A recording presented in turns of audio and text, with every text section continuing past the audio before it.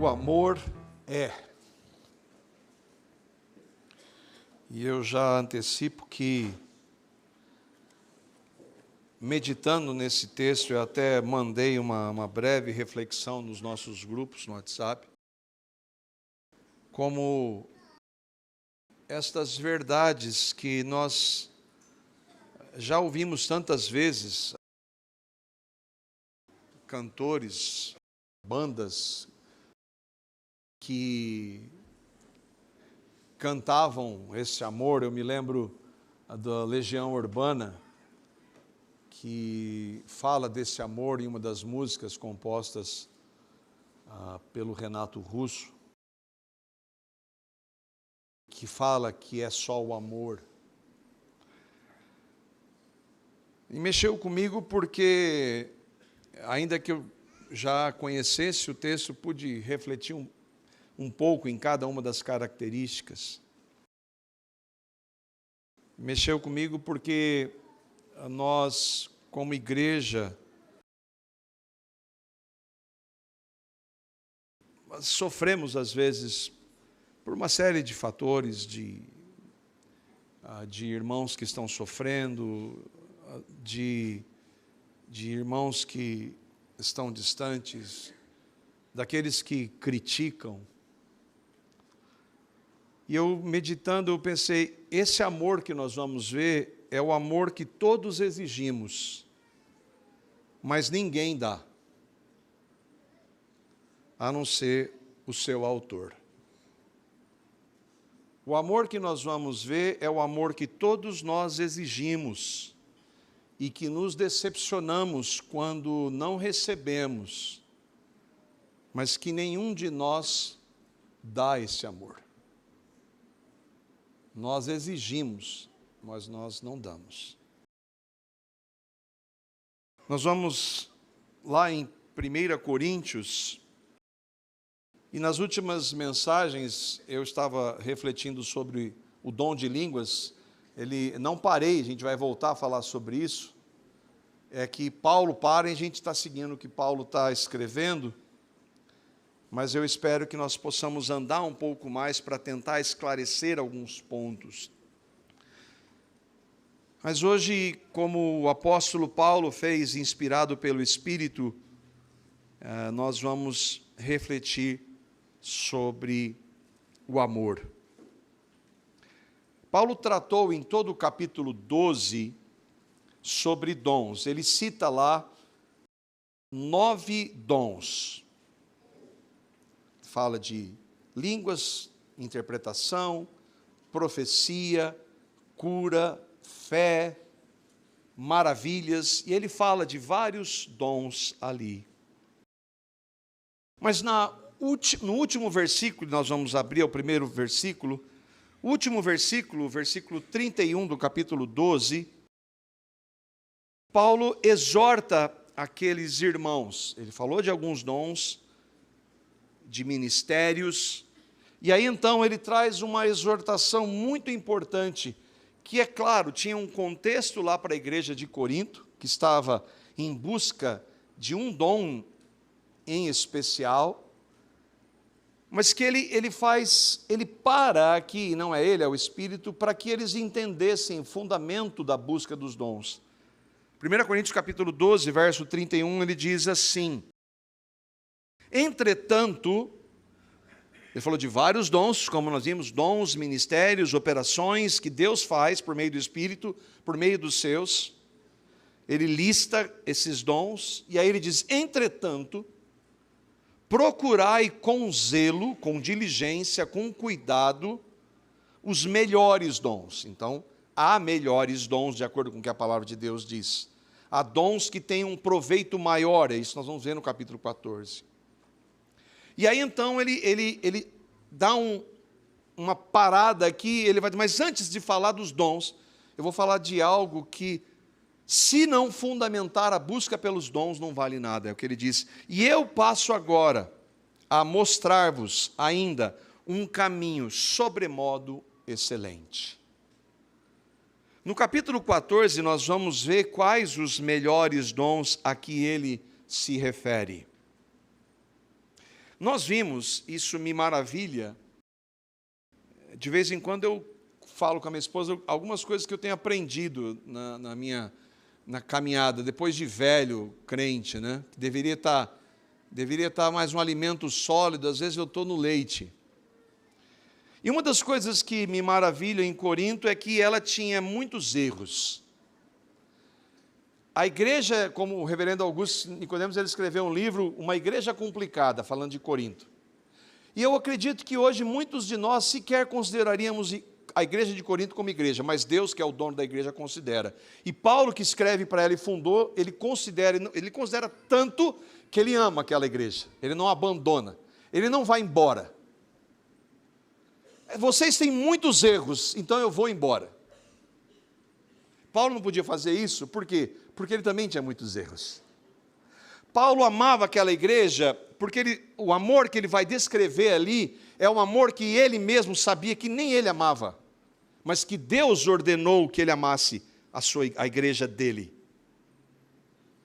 E o que me maravilha é que aquela igreja tão falha, e que nós conhecemos dos inúmeros pecados que havia lá, era a igreja de Cristo, amada por Deus, amada por Paulo.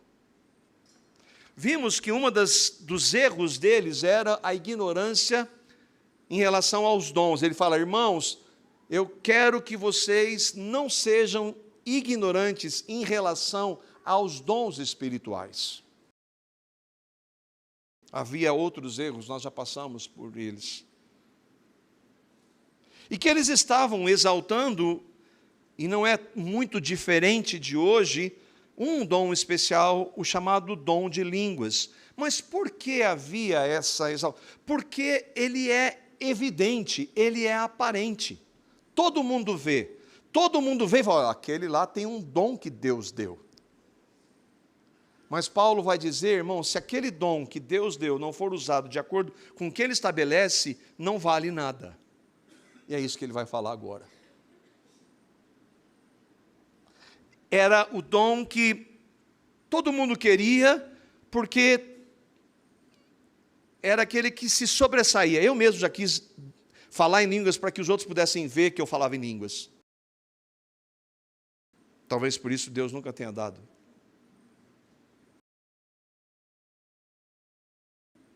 Mas o apóstolo, dirigido pelo Espírito Santo, vai mostrar agora que eles estavam errando no fundamento. Eles e nós erramos muitas vezes.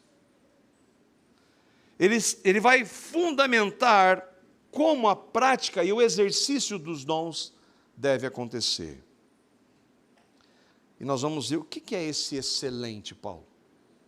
O que é esse excelente? 1 Coríntios, então, depois do 12:31, vem o 13:1. E nós vamos ler até o versículo 13. Nós não vamos examinar, expor toda a passagem. Nós vamos focar na passagem que ele fala do amor. Mas para nós nos localizarmos, vamos ler todo o texto. 1 Coríntios, capítulo 13, versos 1 a 13, diz assim. Ainda que eu fale as línguas dos homens e dos anjos, se não tiver amor, serei como o bronze que soa ou como o símbolo que retine. Ainda que eu tenha o dom de profetizar e conheça todos os mistérios e toda a ciência, ainda que eu tenha tamanha fé a ponto de transportar montes, se não tiver amor, nada serei. E ainda que eu distribua todos os meus bens entre os pobres, e ainda que entregue o meu próprio corpo para ser queimado, se não tiver amor, nada disso me aproveitará. O amor é paciente, é benigno.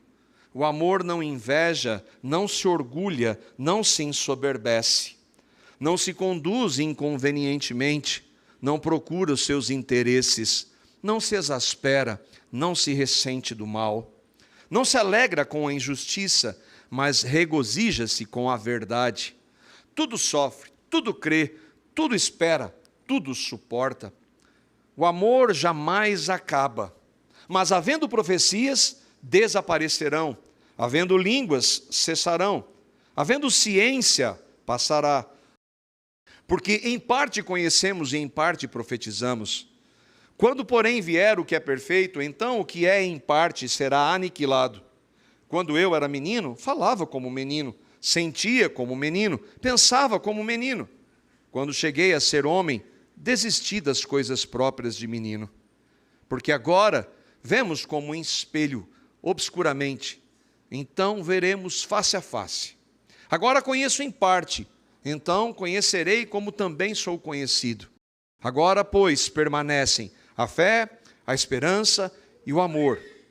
E esses três, porém, o maior destes é o amor. Olha o que Paulo vai dizer aqui nos versos 1 a 3. Aí nós vamos caminhar examinando verso a verso. Ele diz assim: ainda que eu fale as línguas dos homens e dos anjos, se não tiver amor, serei como o bronze que soa ou como um símbolo que retine. Ainda que eu tenha o dom de profetizar e conheça todos os mistérios e toda a ciência, ainda que eu tenha tamanha fé a ponto de transportar montes, se não tiver amor, nada serei. Ainda que eu distribua todos os meus bens entre os pobres, e ainda que entregue o meu próprio corpo para ser queimado, se não tiver amor, nada disso me aproveitará. Nós precisamos nos localizar. Como vimos, Paulo havia escrito no capítulo 12 a respeito dos dons. Como eu disse, ele cita ali 9 dons. E dentre esses dons, ele é o mais popular. Mas como você pode dizer o mais popular? É só nós lermos o capítulo 14. Dos textos que falam sobre os dons, 12, 13 e 14, o maior capítulo é o 14. E o que mais fala sobre o dom de línguas é o 14, é o que mais está em evidência. Então, é claro que a igreja lá em Corinto estava tendo mais problema com esse dom. Ele era o mais popular. Mas aqui Paulo está querendo dizer, e ele faz esse intervalo, para mostrar que os dons, sejam eles quais forem, se não tiverem a base do amor, eles não são nada. Se ele não for fundamentado no amor, ele não é nada. E aí que é o grande ponto, irmãos. Nós, quando falamos de amor, normalmente pensamos no conceito de amor do mundo. Não é nada disso que ele está falando aqui. Quando nós cantamos, por exemplo, ó glorioso amor, lembra que nós cantamos no hino? Ele não está falando de algo do amor como um sentimento, ele está falando de uma pessoa. Ó glorioso amor, é Deus que está sendo louvado, porque Ele é amor. Mas nós pensamos em sentimentos, em coisas que nos atraem. Mas o amor não tem nada a ver com isso. E Paulo está dizendo, você pode fazer o que for. Não é comum hoje, nós vemos, aquela pessoa deu tantos milhões da fortuna dele para ajudar pobre. Mas que expressão de amor onde? Se ele não tiver o amor, e o amor é que é a personificação de Deus, que é em Cristo no Evangelho, não vale nada. Ainda que o mundo inteiro louve. Então a gente tem que procurar, pela graça de Deus, tirar esses valores e conceitos de amor do mundo, que nós somos influenciados a todo momento. Por isso que é fundamental que nós definamos o que é amor. Mas ainda bem que, graças a Deus, que a gente não tem que definir, porque a palavra de Deus define. E o que ela define é absolutamente inatingível por qualquer cristão. Estou falando de ímpio. Ímpio não consegue viver um segundo daquilo. Um cristão não consegue viver esse amor. Este amor que é a personificação, que é a representação de quem Deus é, do nosso Deus. Paulo começa com uma ressalva. Ele diz: ainda que eu fale as línguas dos homens. E aí ele está dizendo, ele falava assim, Paulo provavelmente falava aramaico, grego e hebraico. Ele era um judeu, falava hebraico. Ele era um cidadão romano, falava grego, com a língua popular. Latim era a língua oficial do império. Então, mas ele não está dizendo, ele fala, ainda que eu falasse todas as línguas, todos os idiomas do mundo inteiro, o que obviamente ele não falava, nem ele, nem nunca ninguém fez. Ainda que eu dissesse, porque ele está trazendo para o contexto de falar em línguas, entenda, ainda que eu falasse todas as línguas, todos os idiomas do mundo, e é mais uma razão para nós mostrarmos que, quando ele fala disso, ele não está falando da possibilidade de falar de língua de anjo, mas sim de falar idiomas humanos. Ainda que eu falasse a língua dos anjos, ele não está dizendo que ele poderia ou ele falava a língua dos anjos, ele está trazendo algo grandioso, inatingível, para que nós entendamos o que? O valor do amor. É claro que nenhum homem tem essa capacidade, nunca teve. O que Paulo traz aqui é uma hipótese com uma figura de linguagem que se chama hipérbole. Ele traz coisas grandiosas, inatingíveis, para então focar naquilo que ele quer tratar, que é o amor. E que, óbvio, é inatingível também, nós vamos ver do jeito que Paulo descreve. Ele está exagerando para mostrar uma ideia, para mostrar um alvo aqui que era tratar do amor. Ele não está falando que ele poderia falar todos os idiomas de todos os idiomas que existiam sobre a face da terra, ele não poderia. Ele não poderia falar as línguas dos anjos, mesmo porque ele está numa realidade humana. Então, Deus o capacitou para falar idiomas. Quando ele falava em outras línguas, eram outros idiomas, nós já vimos isso nos outros estudos.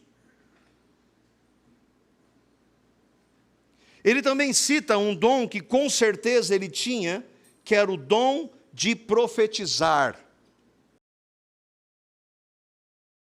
E nós já vimos isso em 1 Coríntios capítulo 12, verso 10, mas só para que nós tentemos entender um pouco mais, o que é esse dom de profetizar? O que isso significa? E aqui eu trouxe dois irmãos que nos ajudam, tentam nos ajudar a entender. O Matthew Henry diz assim: a profecia, o dom de profetizar, é a habilidade para prever eventos futuros, que é o sentido mais usual da profecia, ou explicar a Escritura através de um dom peculiar do Espírito. Ou é anunciar algo que vai acontecer no futuro, porque nós vemos isso, e o John Gill vai nos ajudar, ou então era trazer a palavra e explicar o Antigo Testamento. Então, expor a palavra de Deus é profetizar. Profetizar é mais que isso, mas profetizar também é expor a palavra de Deus. E o irmão John Gill, ele diz assim: profecia é ou a predição de eventos futuros, exatamente a mesma coisa, e aí ele vai nos ajudar com bases na Escritura. É óbvio, o Matthew Henry está falando da mesma realidade, ele só não cita os versos bíblicos, mas ele diz assim: como foi dada a Ágabo e as 4 filhas de Felipe, que eram profetisas, e outros, aí ele cita Atos 11, 27, 28, Atos 21, 9 e 10. Ou um dom, então, tinha sim esse aspecto de anunciar algo futuro, de trazer uma compreensão que o homem não conseguiria ver naturalmente, dada por Deus, pelo mesmo Espírito. Ou então era o quê? De entender as profecias do Antigo Testamento e pregar o Evangelho, que nesta epístola de 1 Coríntios é frequentemente chamado de profetizar também. Então, profetizar significa essas duas coisas. Nós vamos entrar nisso porque não é o mérito, a gente já falou disso da última vez. O Paulo está dizendo assim, que ainda que eu pudesse profetizar tudo, que eu tivesse todo o conhecimento, conhecesse todos os mistérios, ele podia ter isso? Não, é óbvio que ele está falando assim, eu não posso, isso é inatingível. Mas ainda que eu pudesse fazer tudo isso, se não tiver amor, não vale nada para Deus. E eu creio aqui, em relação ao dom de profetizar, que é fundamental que nós entendamos. Enquanto a Bíblia era escrita, que é esse caso, porque hoje eu e vocês temos o Novo Testamento, em tudo quanto é versão, com tudo quanto é comentário, tem de tudo. Naquele momento, quando Paulo escreve a carta dele aos Coríntios, não havia Novo Testamento ainda. O Novo Testamento estava sendo formado. Aquelas pessoas na igreja de Corinto não tinham acesso ao Novo Testamento como nós temos. Então a Bíblia estava sendo escrita. Hoje nós temos a Bíblia e outra encerrada.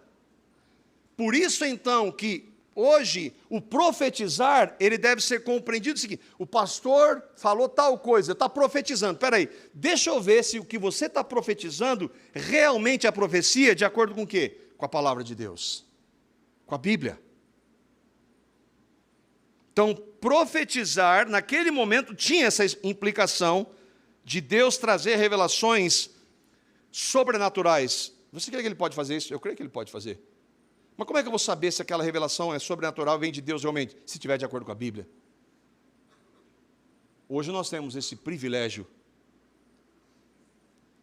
Mas vamos lá, de volta ao texto. O que Paulo quer mostrar é que o amor bíblico, o amor que a Bíblia define, não que nós entendemos, é maior que isso.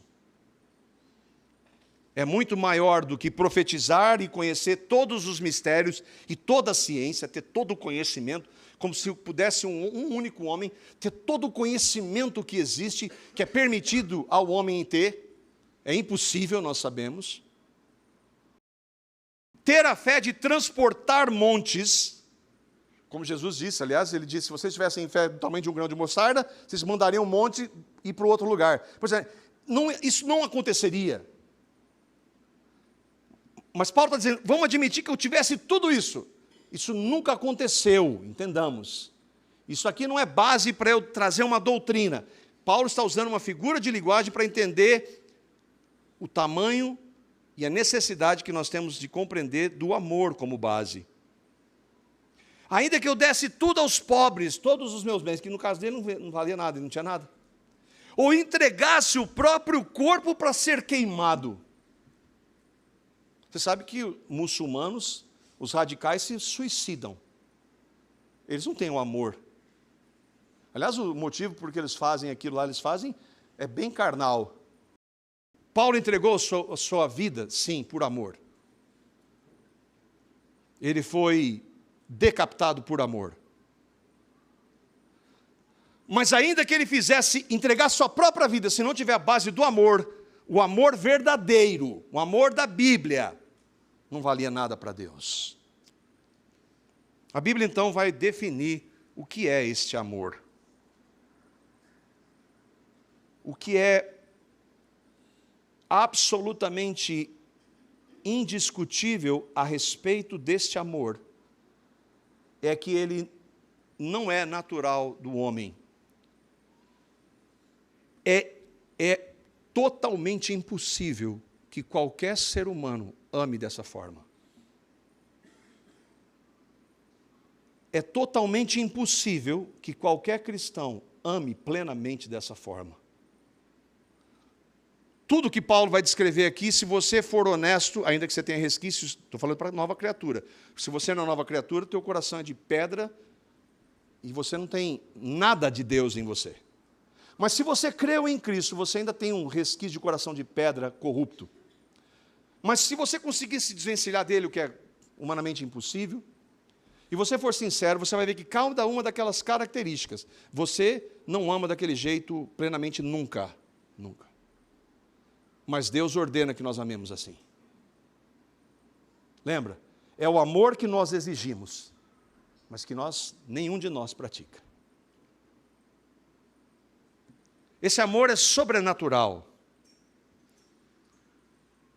O termo grego usado por Paulo é ágape, e que não é qualquer tipo de amor. Ele é radicalmente diferente dos conceitos mais comuns de amor, entre aspas, inclusive no nosso tempo. No grego, há palavras diferentes para amor, tá, irmãos? A ágape, a filéu, eros, storge, são palavras em grego que são sinônimos de amor. E às vezes nós vamos ver que Deus ama sim. Mas o ponto aqui é enfatizar que esse amor descrito aqui é esse amor que é o maior de todos. É o amor voluntário e sacrificial. Não é baseado em emoção passageira, atração física, reciprocidade ou merecimento. Se a gente parasse para pensar, nenhum de nós ama assim. Nós estabelecemos uma infinidade de condições para amar assim. E mesmo que eu não vou fazer força para amar assim aquela pessoa, eu não tenho nada em que me interessa, mas eu vou fazer porque a Bíblia manda. O dia que ela errar, aí, está vendo? Mas é uma vez, uma, duas, não, aí não dá. Aí a gente vai como Pedro.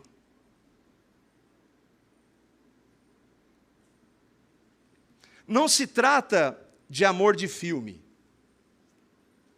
de novela, então, pelo amor de Deus, né? O lixo elevado à quinta potência. Não se trata de paixão, amor à primeira vista. Isso é uma grande bobagem. É paixão à primeira vista, e que acaba.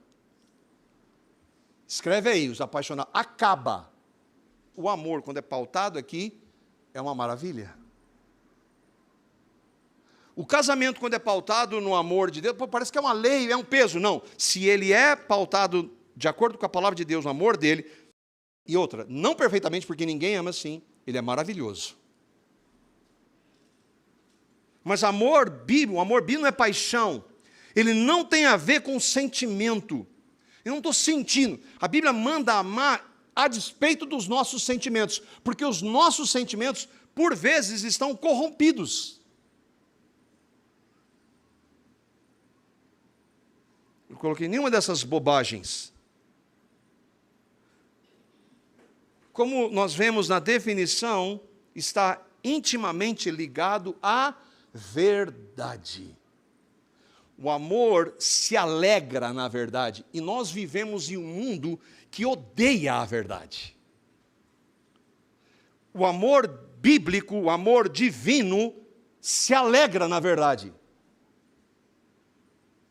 Só os cristãos podem viver assim. O texto que o Noede trouxe. Jesus está falando para os seus aqui. João capítulo 13, verso 34. Olha o que Jesus está ordenando para os seus e para todos aqueles que creem. Os seus, se você crê, você está entre eles. Novo mandamento vos dou, que vos ameis uns aos outros, assim como eu vos amei, e que também vos ameis uns aos outros. Bom, quanto mais eu conheço do amor de Deus e que eu não conheço nada, mais eu vejo que é impossível amar alguém como Ele me ama. Isso não me isenta da minha responsabilidade, eu não posso jogar isso na conta de que é impossível e me justificar, não. Mas é a plena consciência de que isso é impossível. Com o amor dele, mas Ele manda, não manda? Ele manda, não manda? Só quem tem Cristo, ou quem crê no Evangelho. E o que é o Evangelho? O Evangelho é uma boa notícia. Por que eu e vocês precisamos de boa notícia? Porque nós somos pecadores. Nós nascemos em pecado. Nós cometemos, eu e você cometemos tanto pecado que a gente não tem a menor ideia. E a gente ainda acha que não é tão pecador assim. Nós somos muito pecadores, irmãos. Muito pecadores. Em atos, em palavras, no que vemos, no que ouvimos, no que pensamos. Nós somos muito pecadores. Deus é santo, Ele nunca cometeu nenhum pecado, Ele não tem nada a ver com pecado, Ele odeia o pecado e Ele vai condenar eternamente pecadores. Porque Ele é santo. Outra coisa que nós não entendemos. Ele é justo, outra coisa que nós não entendemos.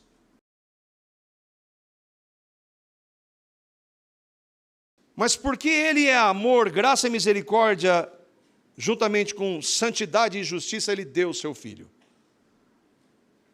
Jesus é Deus, e Ele veio então, há 2000 anos, prometido antes da fundação do mundo, para morrer por pecadores, porque pecadores não podem agradar a Deus. Mas Ele agradou a Deus plenamente. Lembra que o Pai disse no batismo, esse é o meu filho em quem eu tenho todo o meu prazer. Por quê? Porque Ele me obedece do início ao fim.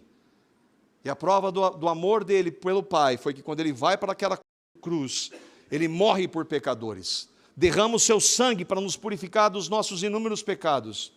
E quando Ele ressuscita, Ele dá uma nova vida. Para quem? Para todos aqueles que creem. Que têm convicção, de que tiveram a iluminação do Espírito Santo para entender aquela morte de Cristo. Quando Ele morreu por mim e me fez morrer nele. E quando Ele ressuscitou, eu creio que Ele ressuscitou por mim e me deu uma nova vida. E por isso, como consequência disso, eu me arrependo dos meus pecados. Dos pecados que eu cometi antes e dos pecados que infelizmente e tristemente eu cometo hoje. Se você crê nisso, você crê no Evangelho. Se você crê nisso, você pode amar assim. De maneira perfeita? Impossível. Impossível. Mas eu e vocês somos chamados para amar assim. A palavra diz que esse amor, ele só pode ser produzido por cristãos porque ele é fruto do Espírito. Gálatas, capítulo 5, verso 22. Gálatas 5, verso 22. Quem manifesta o fruto do Espírito? Só quem tem o Espírito. Só quem nasceu de novo. Só quem creu no Evangelho. Só quem foi regenerado. Mas o fruto do Espírito é amor, paz, alegria, longanimidade, benignidade, mansidão, domínio próprio. O fruto do Espírito se manifesta dessas formas, mas ele começa com o amor. O amor é assim. O amor é fruto do Espírito. Então, quem não tem o Espírito não pode amar assim.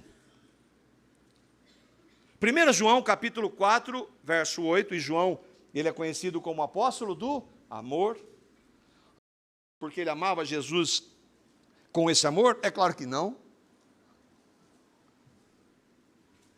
Plenamente? É claro que não.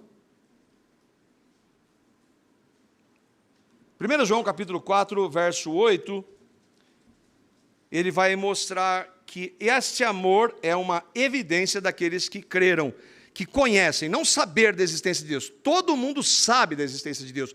Conhecer é só por meio do Evangelho. Aquele que não ama, não conhece a Deus, pois Deus é amor. Ah, mas todo mundo ama algo ou alguém. É verdade. Ímpios amam as coisas. O Senhor falou assim, não ame esse mundo. Mas não é desse amor. Não é desse amor que nós vamos ver daqui a pouco. Não é com o amor que nós temos e que varia e depende de uma infinidade de circunstâncias. E que vai, ele é volátil. Não. É o amor em Deus, produzido por Deus, para aqueles que creem. Então, nós, se cremos no Evangelho, nós podemos amar com esse amor. Devemos amar. E se não amamos, não conhecemos a Deus. Mas agora, é importante que nenhum de nós ama sempre assim, plenamente assim. Nunca. Mas nós exigimos esse amor. De onde você tirou isso? E aí, lá do texto. 1 Coríntios 4 a 8. Nós vamos ver agora o que é o amor. O que é o amor de Deus? O amor que... Esse Deus que é amor. Como é que é esse amor aí? O amor é paciente. É benigno. O amor não inveja.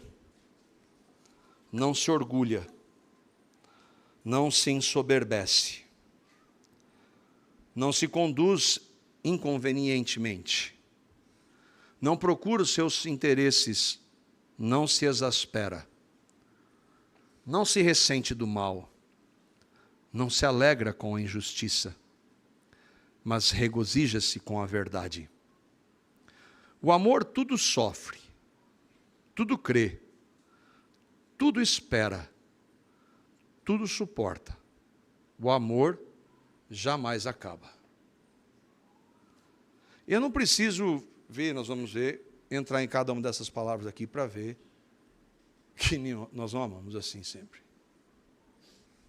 O irmão John Gill, ele diz que Paulo, o tempo todo, representa esse amor como se fosse uma pessoa, mas na realidade é. Esse amor aqui é o próprio Deus. É como Ele ama. Esse é o amor que nós devemos amar uns aos outros. Nenhum ser humano, e eu quero deixar isso o mais claro possível, ama assim, nenhum ímpio ama nada disso, dessa forma. Nenhum cristão ama assim, plenamente. Sim, às vezes nós vamos ser pacientes, sim, às vezes nós não vamos invejar, às vezes nós não vamos nos ressentir do mal. De verdade, nós vamos nos alegrar com a verdade, vamos nos entristecer com o pecado, mas nós vivemos plenamente tudo isso aqui? É claro que não. É claro que não. Cristãos ainda lutam contra o diabo, o mundo e a carne. E que nessa luta nós lutamos contra a manifestação do amor. Algo que eu tenho refletido, e eu coloquei aqui. Quanto mais um regenerado conhece a palavra, e foi esse o sentimento que eu tive ao meditar nesses versículos, mais santo é. Mas olha lá, peraí, você está dizendo que você é mais santo? Isso significa que esse regenerado, por ser mais santo, ele tem mais consciência da sua pecaminosidade. Não é quanto mais santo ele é, mais santo ele se acha. Não, mais santo eu sou, é mais distante eu estou do padrão de santidade. Paulo disse isso. Dos pecadores eu sou pior. E ele, do ponto de vista humano, ele não era o pior. Mas como ele era o que mais conhecia, eu fiquei contente, essa semana estava ouvindo o R.C. Sproul, e ele falou assim que, na compreensão dele, Paulo foi o homem que mais conheceu a Cristo, e eu concordo plenamente. Aquele homem que talvez tenha sido o que mais conheceu a Cristo, ele diz, no fim da vida, dos pecadores eu sou o pior. Mas ele era o mais santo, porque ele tinha a maior compreensão da sua pecaminosidade diante daquele que é santo, não diante dos outros. Diante dos outros a gente se compara, e aí a gente está pecando em vários desses pecados aqui. Porque o padrão do amor não passa por comparações, não passa por inveja, não passa por julgamentos que nós fazemos.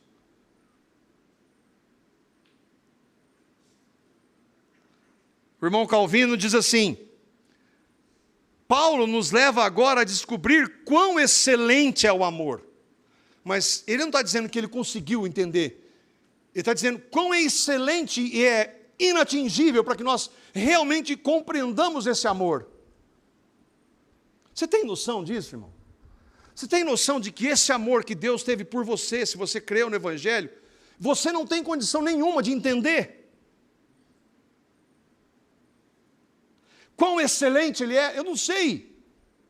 O que eu sei, e que não é nada perto do que ele é grande demais, é excelente. O objetivo principal, porém, e aqui para nós, igreja, é mostrar quão necessário esse amor é para preservar a unidade da igreja. E nós, ultimamente, nós temos percebido isso. Críticas. Em amor? Não. Mas você está se defendendo? Não, eu estou precisando aprender esse amor, porque quando eu falo isso, isso me traz tristeza. Mas eu tenho que amar, inclusive esses, que trazem críticas, muitas vezes infundadas. Porque eles exigem de mim o que eles não fazem, e eu estou fazendo a mesma coisa. Quando eu ouço uma crítica infundada, eu deveria ser paciente. Eu deveria não falar nada, e nós vamos ver. Eu deveria colocar diante do Senhor e amar incondicionalmente esse irmão. Mas o pecado dele, eu respondo com outro pecado, e que no final nós não estamos nos amando.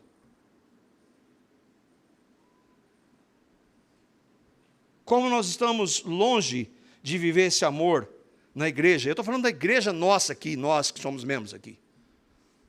Como nós estamos longe de viver isso.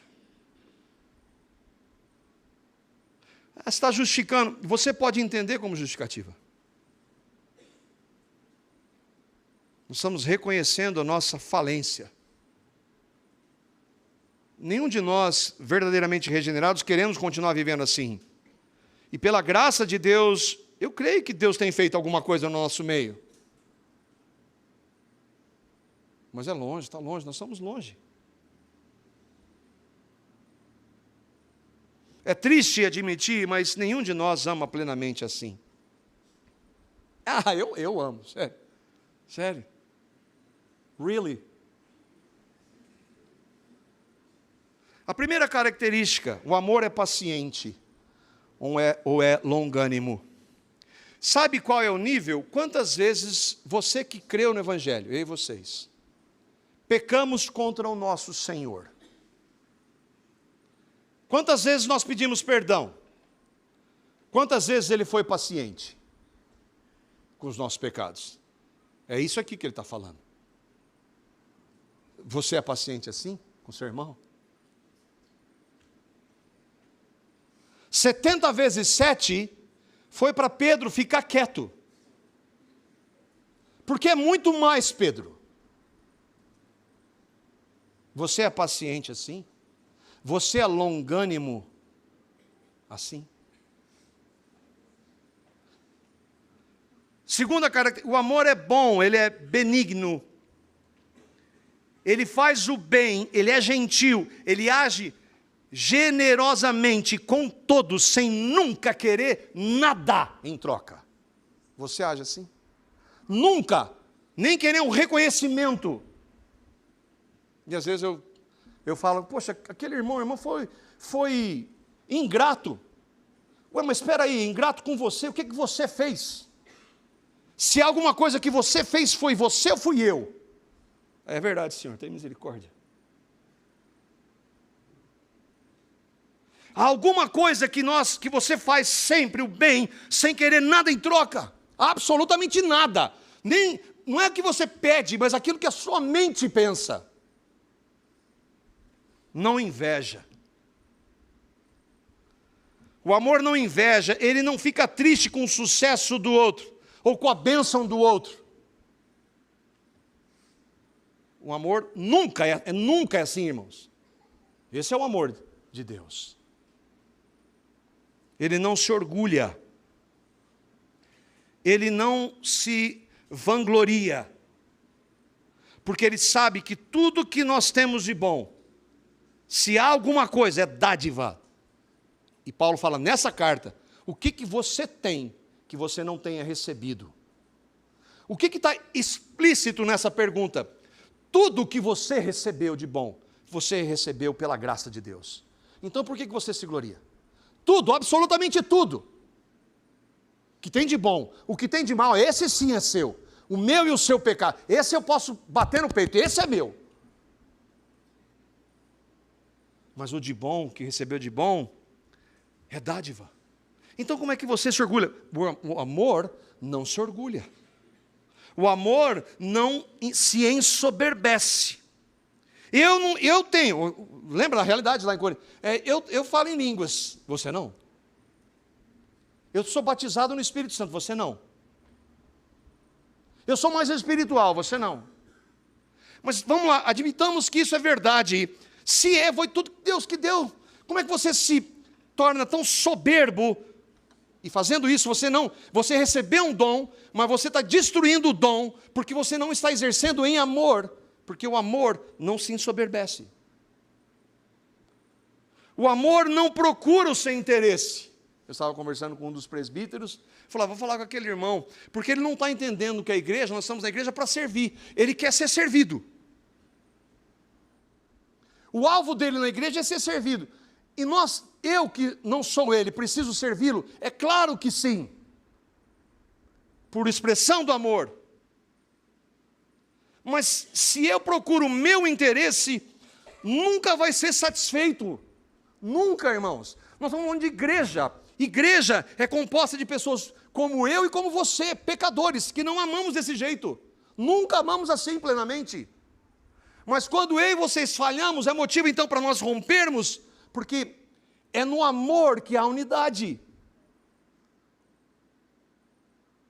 É nisso, é de ser paciente, é de ser bom, é de não se invejar, não se orgulhar. Então, quando eu olho para isso aqui, eu penso, puxa, lá na comunidade é difícil mesmo. É.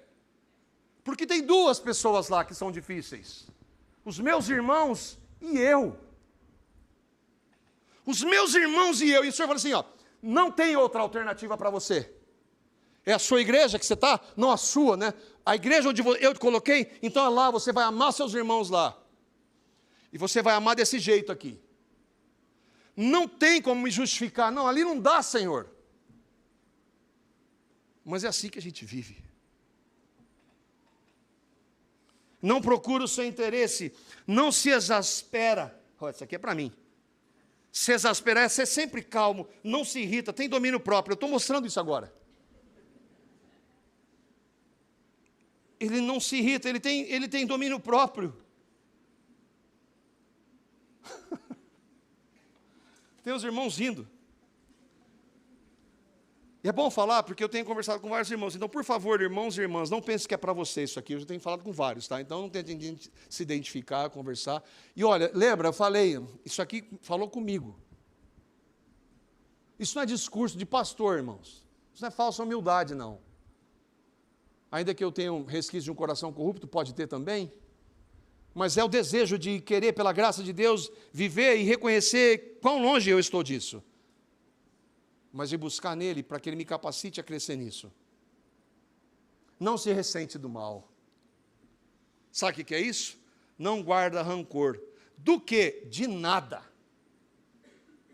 Ah, mas tem limite. Tem 70 vezes 7. Não guarda mágoa, não registra quando o irmão vem criticar. Ah, mas aquele irmão naquele dia... Ué, o que é isso? Esse é o amor. É o amor que Deus está ordenando que nós amemos, que nós exerçamos os dons com base nesse amor. O amor se alegra com a verdade. Ele não tem prazer na injustiça. E aqui a injustiça não é no que é errado, não. Olha como eles estão sofrendo, lá estão sendo injustiçados. A injustiça aqui é pecado. O amor de Deus, ele não se alegra nunca com o pecado, de qualquer forma. Eu não me alegro com o pecado na minha vida, eu não me alegro com o pecado do meu irmão. Eu me alegro com a verdade. O amor vibra com aquilo que é reto, verdadeiro, justo, de acordo com a palavra de Deus. E aí? Como é que você está no amor? Eu estou um caco. Mas um baroi. O Senhor eleva o nível ainda. Ele vai dizer, o amor, tem aquela palavra lá, tudo. Tem uma palavra antes. Tudo sofre, tudo crê, tudo espera, tudo suporta. Imagine se a nossa igreja, a igreja de Cristo, mas que nós, como irmãos, vivêssemos isso. Ninguém ia embora. É verdade ou não é? Ninguém ia embora. Nós temos erros? Ué, quanto mais velho você está aqui, mais você sabe que tem. E aí? Tudo sofre. Sofre aqui, suporta, ainda que seja injusto em silêncio. Sabe quem fez isso? Jesus. Ele foi como ovelha perante seus tosqueadores. Ovelha o quê? Muda. e ele estava sendo injustiçado, ele foi em silêncio. Deus do universo está sendo injustiçado e ele vai, porque ele tudo sofre. Tudo crê, confia, não em pessoas, porque se você confiar em mim, se eu confiar em você, nós vamos acordar aqui, nós vamos nos decepcionar. Agora, se a nossa confiança está no Senhor, então quando você errar, eu vou estar com você. Quando eu errar, você vai estar comigo. Tudo suporta. Apesar de você, eu estou com você. E eu espero que, apesar de mim, você esteja comigo. Amor na igreja, que Paulo fala aos Efésios, para a unidade no amor, é isso aqui. Se eu e vocês considerarmos aqui, nós não vamos abandonar a nossa igreja. Eu já disse algumas vezes aqui, eu creio que há duas razões para alguém abandonar uma igreja. A primeira é quando ela deixa de ser igreja ou deixa de pregar a verdade, a palavra. E a segunda é quando Deus leva você embora para algum lugar, ou para o céu, ou para uma cidade. Aí você vai participar de uma... Caso contrário, não há razão nenhuma para você abandonar a igreja local. Não há nenhuma razão. Nós temos pecado e temos erros? Vários. Em quantas áreas? Em várias áreas. Você vai dizer, mas é assim mesmo. Você pode dizer que a gente diz isso alguma vez? É assim mesmo. Não. Às vezes nós temos lutas e leva tempo. E nós somos derrotados, leva tempo. Mas não vou dizer, não, é assim mesmo. Porque o pecado, ele não celebra a injustiça. Ou melhor, o amor não se alegra na injustiça. Se alegrar é continuar e permanecer. Me entristecer, eu sei, eu tenho errado, irmão, tenho misericórdia. Mas pela graça de Deus, vamos caminhar de novo, vamos dar mais um passo. Vamos esquecer das coisas que para trás ficam, vamos? Começar de novo. E se lá na frente, deixa lá na frente para o Senhor. Se lá na frente nós vamos sentar, irmão, vamos deixar o que ficou para trás, vamos começar de novo. A igreja é isso, a santificação é isso. E aí então ele encerra com essa. O amor jamais acaba. Deus amou você e deu seu filho por você. E você creu nisso. Mas depende do que você fizer, senão esse amor acaba. É isso que muito falso profeta prega. Isso é uma heresia. O amor de Deus jamais acaba. Nós não amamos assim, e Ele sabe. Mas o amor dele por nós não acaba. O amor dele por nós não varia em nada disso que ele estabelece para nós. E aí, né, no casamento é assim. E aí? Acabou o amor. O amor, esse amor humano, sim, ele acaba mesmo. Mas é que você não conhece o Evangelho. Você não conhece a Cristo, que ama. Ama com amor eterno. E aí não dá para perdoar. Como assim? Como assim? O amor jamais acaba. Nunca acaba. Eu nunca havia visto, irmãos, este amor dessa forma. E o que eu vi e que eu tentei trazer é nada perto do que ele é em sua profundidade. É nada. Como me maravilhou. Vendo cada uma dessas características, a conclusão é que só Deus, que é amor, Ele é amor, ama assim totalmente. E Ele ama assim totalmente os seus eleitos.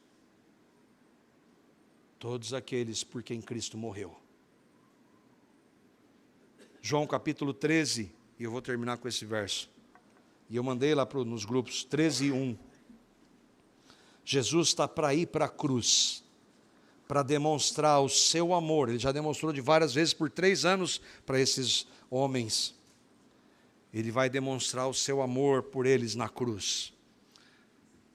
E então João diz assim: ora, antes da festa da Páscoa, sabendo Jesus que era chegada a sua hora de passar deste mundo para o Pai, a hora da cruz, tendo amado os seus que estavam no mundo. Todos nós estamos no mundo, mas os cristãos não são deste mundo. Tendo amado os seus, amou-os até o fim. O fim é quando ele morre e ressuscita? Não. O fim é para sempre. Se eu e vocês cremos no Evangelho, ele nos ama até o fim. Nada do que nós façamos vai anular o amor dele. Absolutamente nada. Mas e se aquela pessoa que diz que creu em Cristo, ela abandonou a fé, ela foi viver para o mundo, ela nunca creu em Cristo. Ela nunca creu nesse amor de verdade. Ela dizia que cria. E eu e você estávamos enganados, mas ela nunca amou. Porque quando alguém crê verdadeiramente nesse amor, ele ama até o fim. Por quê? Porque nós o amamos por quê? Porque ele nos amou primeiro, com esse amor aqui. Queria ver com vocês 3 aplicações. Primeira, peça perdão ao Senhor por jamais tê-lo amado assim. Senhor, eu nunca amei o Senhor assim. Mas ele não diz: se você me ama, me obedeça. Você me ama? Pedro amava Jesus, irmãos? É claro que amava. Plenamente com esse amor? É claro que não, nunca ninguém. Mas ele amava. Ali nós vemos que a graça e a misericórdia para pecadores como Pedro, como eu, como você. Ele não espera a perfeição porque ele sabe que não é possível. Mas não é motivo então para, mas isso não dá, isso não dá. Não, Senhor, eu quero sim. Peça perdão por não ter amado. Peça perdão por não amar o seu irmão ou irmã assim. Não é peça perdão porque ele não te amou assim, não, porque você não amou assim. Porque você não amou esse amor que você esperava receber. Ou você ama?